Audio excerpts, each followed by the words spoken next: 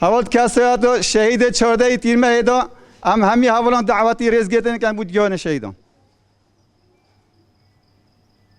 شهید ریبرین تاکوشینا منه اف چالاکیاش بو ریبر آپو هاتیا دست بکرن وقتی زانین ایرو 14 تیر ماه سری دا هم هر چال لهنگ جان خواه فدا کردید 14 تیر ماه دا دلوب حتی داملا خینا خواه یاد دایی لبر خواه دای و گوتیش بوی هم هندیش مرنه حز دکین هم جیان حز دکین هم چینا مرنه و وقت حواله خیلی دبیجید سر تربا مبنی بیسن دیندار کردستانه یکو ایرو هم اینا ویروجه گل کرد اینا ویروجه او لهنگو ریبر آپو و گل کرد ولاد پارزه ایرو پیواجو ریبر آپو دست بکریش پیواجو آشتی و جواقع دموکراتی جبوی همی گلان نه تنه جبو گل کرد جبو گل کرد و گلین روجهالات ناوین و همی گلین جهانه پیواجو که هری جبوی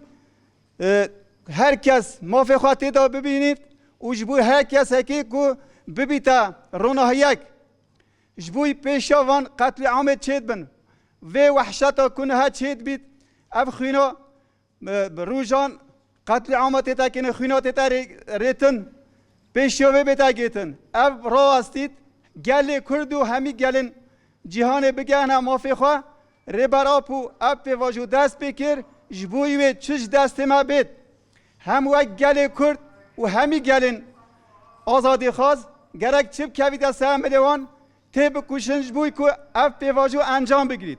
ام وکی وارگه حتی داویه چپ کویده سهم ملیما ام حول بدین پیواجو پیش و ببین جبوی هم ریبر آب و فیزیکی آزاد ببید هم جی گل کرد و گل روشالات ناوین همی گلن جهانه بگه این آزادی خواه سروی اساسی جاره دیام دی بیجین بجی ریبر آپو بجی ریبر آپو بجی سرو آپو به سرو جیان نابا به سرو جیان نابا به سرو جیان نابا